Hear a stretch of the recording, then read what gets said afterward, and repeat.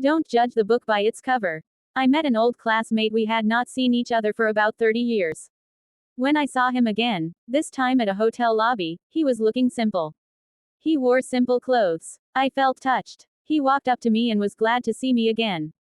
But deep within me I was not impressed with his status compared to mine and poor me, and I couldn't hide it. We exchanged contact details and I could see the joy in him as he collected mine. I told him I would drop him home in my brand new Range Rover and I pointed it to him. He declined and said he had already called for his car. It looked old, a 2001 Honda Accord. I invited him the next day for lunch at my house. A part of me wanted to impress him, to show off my success and affluence to him, while another was to discuss opportunities and possibly help him. He drove to Parkview where I lived. He looked impressed with my home. I had taken a heavy mortgage. In fact, I was heavily in debt. We had lunch. He told me he was into small business and particularly real estate. I brought up more business discussions, but he didn't sound too interested. I asked him how I could help him. He said he was fine. I even told him if he was interested, I could help him secure some loans. He looked at me and smiled. He told me he would invite me over soon to his place. His old car came for him. I was grateful to God for what I had. Fingers are not all equal, I thought to myself. I was lucky. I worked in a good place.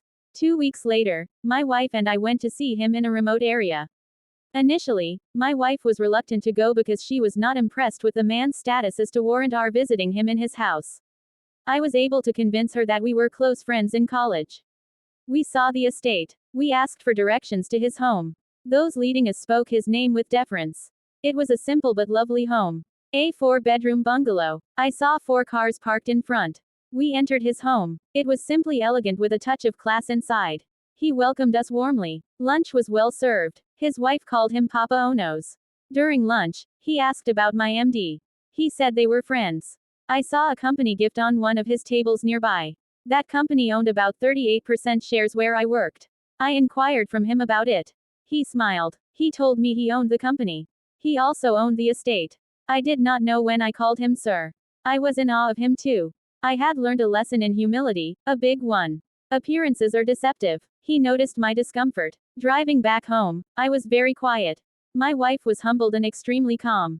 I could perceive the thoughts in her mind. I looked at myself. Living on loans, heavy loans and showing off while someone who pays my salary is quite modest and living a simple life.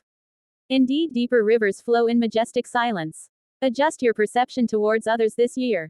Read, learn and take a good step of change. Stop rating people based on physical appearance. Once again, don't judge the book by its cover. This is Olusegun Adewale Tawabola YouTube channel. Kindly subscribe, like, make comments and share this video.